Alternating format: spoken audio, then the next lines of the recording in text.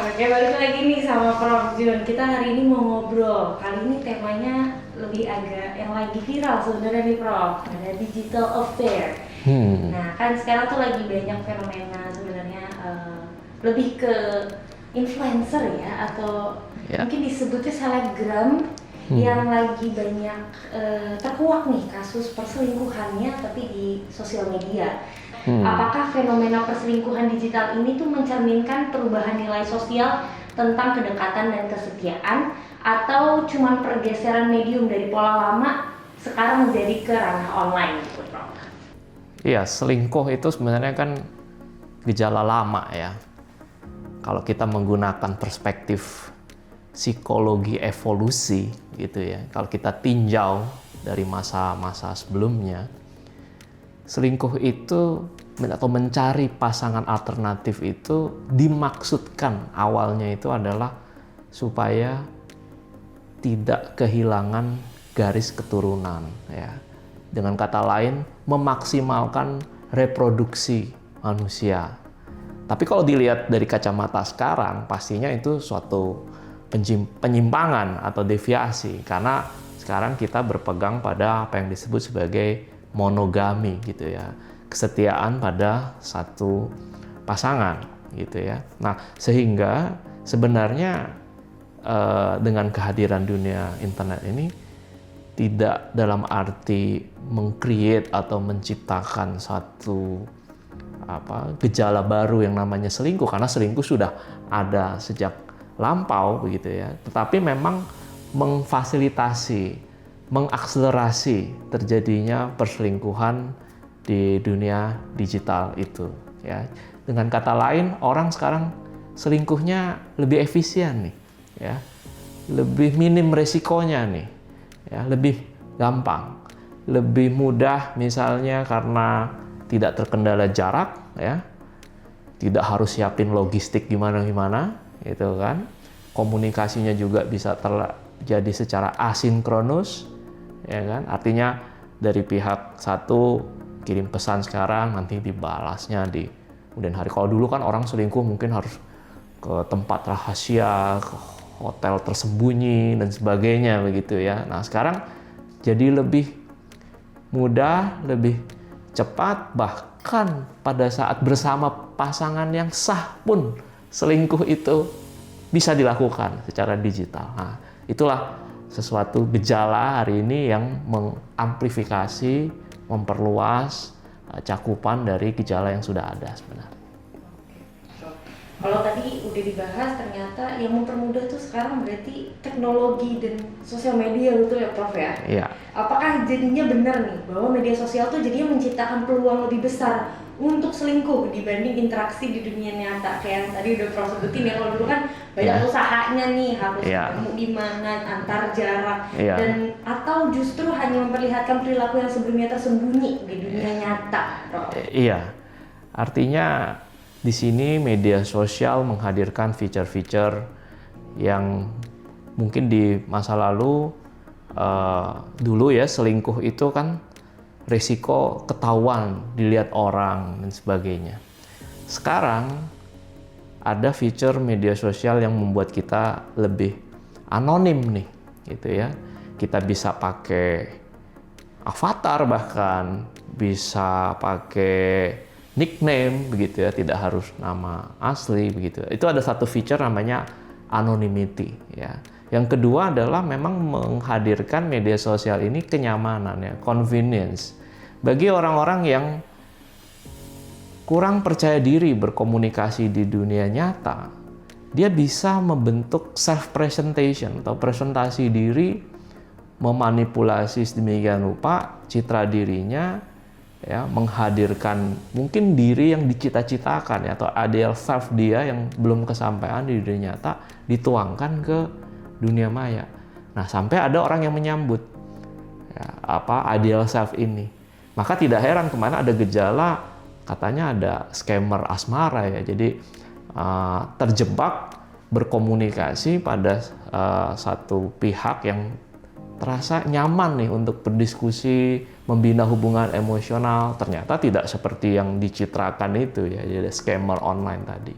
Yang ketiga juga menghadirkan satu suasana escape ya, atau melarikan diri dengan mudah, dengan efisien ya. Misalnya ada ketidakpuasan dengan pasangan yang sah, mestinya kan dibicarakan, mestinya ada upaya untuk menyelesaikan, problem solving kan ya, seperti itu. Tapi ternyata yang terjadi adalah ya, orang dengan mudah melarikan diri, yang dikiranya solusi yang bisa menyelesaikan masalah ternyata membuat masalah baru lagi. Nah, itulah fitur-fitur media sosial.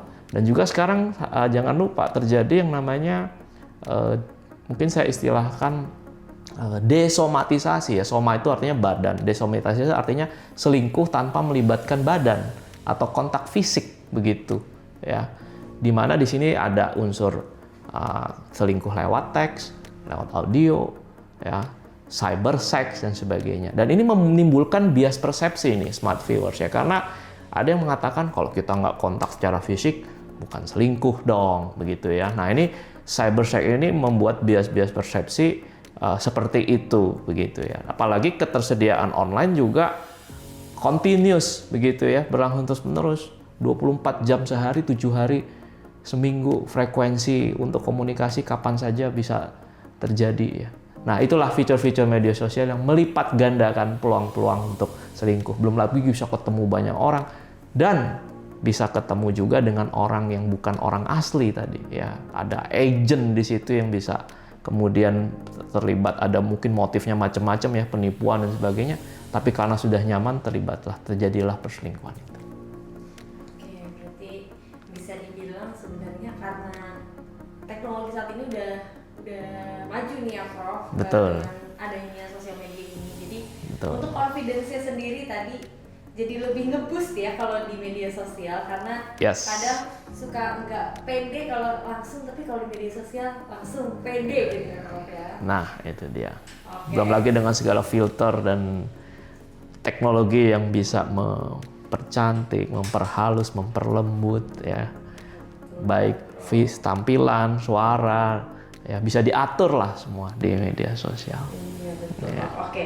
Baik, kalau gitu gimana sih proses psikologi seseorang jadinya tergelincir nih dari interaksi biasa, sebenarnya cuma pengen temenan aja kan, tapi kok bisa jadinya menuju hubungan emosional yang bersifat perselingkuhan atau berselingkuh itu? Iya, jadi prosesnya diawali dengan mungkin kehausan juga ya. Manusia pada zaman ini haus akan validasi begitu ya, haus akan penerimaan, pengakuan dan sebagainya.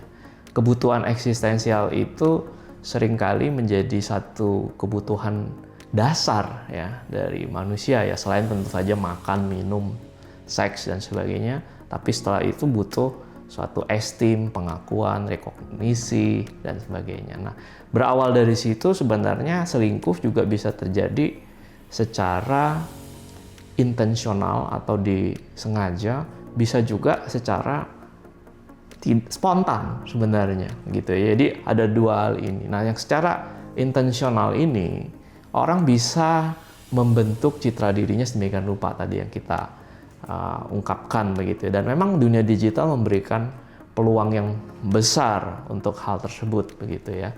Tetapi yang spontan itu juga tidak kalah menariknya ya, fenomena di mana kita posting sesuatu begitu, kemudian ada likes yang tiba-tiba datang, ada sedikit komentar begitu ya, yang kemudian menarik perhatian kita begitu ya, dan kemudian terjadilah keinginan untuk berinteraksi ya secara emosional. Dan memang ruang interaksi itu privasinya juga melalui direct message begitu ya, itu memang terjaga tadi ya, tidak gampang kelihatan begitu. Nah, itu menimbulkan membangkitkan emosi-emosi tertentu. Memang dunia internet ini sebenarnya dunia yang sangat emosional sebenarnya begitu ya, karena karena jangan lupa bahwa dalam dunia internet ini kita kesempatan untuk melihat body language atau komunikasi nonverbal lawan bicara kita itu sebenarnya terbatas loh sebenarnya, walaupun lewat video call dan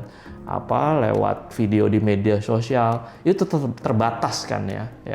Tidak seperti dalam interaksi fisik kita bisa melihat orang secara utuh dengan segala otentisitas ekspresi nonverbalnya. Tetapi justru karena terbatas ini smart viewers, kemudian orang mengembangkan imajinasi, proyeksi-proyeksi emosional. Seperti ada gap sebenarnya kesenjangan pengetahuan karena terbatasnya body language, kemudian diisi dengan imajinasi emosional sifatnya orang. Ini jangan-jangan memang hangat, seramah itu ya, yang tidak pernah saya jumpai di sekitar saya begitu. Belum lagi faktor social control itu juga minim, tidak seperti kalau orang selingkuh di kampung ya, itu bisa sampai digerebek kan ya, bisa sampai ada monitornya dan sebagainya.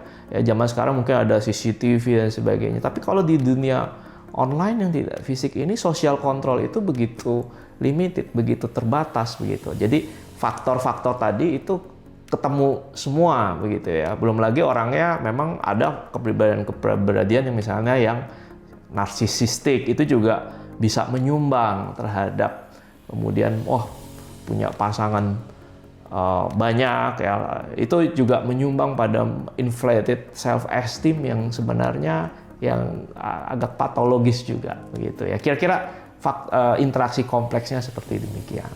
Sebenarnya faktor-faktornya ada banyak, cuman mungkin salah satu yang tadi saya agak wah ini bener banget lagi adalah social control ya Prof. Karena bener loh, kalau nggak dipantau nih sama orang lain gitu rasanya lebih bebas aja mau ngapain gue gitu ya Prof ya. Kalau misalkan di dunia nyata kan kita lebih agak was-was ya, kata orang apa nih gitu, atau pendapat orang lain seperti apa. Betul. Oke, baik Prof. Untuk selanjutnya nih, apakah algoritma konten di media hanya memperluas akses terhadap alternatif romantis, atau justru juga bisa membentuk persepsi kita tentang ketersediaan pasangan yang lebih menarik dari pasangan saat ini? Iya, algoritma media sosial tentu berfungsi untuk meningkatkan konsumsi sebenarnya ya. Kalau di era sekarang ini algoritma yang dipasang kan media-media sosial ini kan umumnya media-media komersial ya, artinya ingin profit, ingin cuan ya, uang sebanyak-banyaknya gitu. Maka muncullah imaji-imaji yang dihasilkan begitu ya. Sekarang bahkan media sosial memanfaatkan artificial intelligence bisa menunjukkan bahwa ini sosok yang ideal secara fisik ini hidungnya seperti ini ya, matanya seperti ini, bibirnya seperti itu begitu ya. Tentu dalam konteks ini algoritma bisa menarik perhatian, ya, bisa menawarkan alternatif gagasan mengenai orang yang sosok yang dinantikan, sosok yang dirindukan begitu ya. Tetapi menarik perhatian adalah satu hal. Hal lain sebenarnya algoritma itu belum sampai pada memahami subjektivitas manusia. Nah ini poin yang penting. Di mana subjektivitas manusia dalam arti manusia kan ada biologisnya, ada psikisnya, ada sosialnya, ada spiritualnya. Kalau disingkat bio, psiko, sosial, spiritual ya. Mungkin algoritma pada saat ini masih bermain di area-area yang lebih superficial atau dangkal secara fisik, membangkitkan hasrat seksual, emosional dan seterusnya begitu ya. Tapi belum menyentuh ke pemaknaan itu. Kadang-kadang orang ketika selingkuh itu apa sih yang kurang ya dalam hubungannya dengan pasangan resminya. Kadang orang mengatakan, pasangannya udah cakep banget begitu, masih selingkuh juga begitu kan ya. Nah, itu berarti apa? Yang terjadi sebenarnya adalah defisit makna nih ya, defisit meaning, tidak merasa fulfill dalam hubungan tersebut. Jadi bagi saya ketika saya mencermati algoritma yang dimainkan di media sosial, mungkin dia bisa memenuhi aspek konten perhatian ya, attention seeking gitu ya. Tetapi tentu setidaknya sampai hari ini saya menilai bahwa algoritma itu belum bisa memberikan alternatif terhadap fulfillment gitu ya, perasaan bermakna dalam satu hubungan ya. Mudah-mudahan ini menjadi tawaran bagi dunia industri yang ya teman-teman peneliti dari computer science, information system dan sebagainya untuk merancang algoritma yang juga bisa memberikan meaningful ya, memberikan makna lebih dalam suatu hubungan khususnya dengan pasangan yang sah tentu saja. Ya. Oke, baik Prof. Kalau tadi kita udah mau bahas tentang fenomena perselingkuhannya nih dan faktor-faktornya dan intensinya segala macam, sekarang beralih ke dampaknya nih Prof. Kira-kira ketika pengkhianatan terjadi di ruang digital nih, yang mana kan bisa aja nih Prof ternyata dilihat atau dibaca atau kesebar di dunia maya. Apakah luka yang dirasakan oleh korban justru lebih dalam karena menyentuh aspek kepercayaan dan rasa malu di hadapan publik? Iya. Nah inilah ya, pada hari ini itu batas antara ruang privat dan ruang publik itu begitu luluh, bahkan begitu tidak berbatas begitu ya. Sebenarnya urusan-urusan relasi yang begitu personal, rumah tangga dan sebagainya, kemudian masuk ke wilayah personal, ke wilayah publik begitu, wilayah sosial. Belum lagi kita juga melihat bahwa putusan-putusan soal perceraian dari Mahkamah Agung, dari Pengadilan Negeri dan sebagainya, Pengadilan Tinggi, dokumentasinya juga begitu gamblang, terbuka ya. Bagi orang yang kepo itu bisa dengan mudah melihat, oh orang ini sudah bercerai dengan orang ini atau sedang dalam proses begitu ya. Nah, itu seringkali kan selingkuh membawa pada perceraian itu ya. Tentu ini akan menimbulkan luka lebih dalam, iya. Ya, dalam arti ada efek bystander di sini. Bystander artinya sesama netizen yang kemudian menjadi riuhnya ya di media sosial ya, memperbincangkan, kemudian juga lebih parah lagi adalah mengulik-ngulik masa lalu, mengatributkan ini salahnya si Anu, salahnya si dia gitu ya. Nah, tentu bagi korban ya itu menjadi suatu dalam tanda kutip trauma tersendiri begitu, karena barangkali juga nggak ada yang mengkonfirmasi ke diri dia juga begitu, dan juga mungkin dia juga tidak perlu sebenarnya merasa kenapa saya harus konfirmasi atau klarifikasi. Ini kan kehidupan pribadi saya yang harus dihargai, area saya. Jadi seperti itu. Jadi sangat mungkin menimbulkan luka lebih dalam ya, dengan shaming tadi ya, dengan mempermalukan apa yang dilakukan oleh netizen. Maka netizen, saya berpesan pada para netizen, kita hargailah ya wilayah-wilayah private seseorang, mau dia seleb, mau dia orang biasa begitu ya. Jangan mudah untuk merambah ke hal-hal, ke suatu dunia di mana sebenarnya kalau kita sendiri diperlakukan seperti itu juga tidak ingin toh.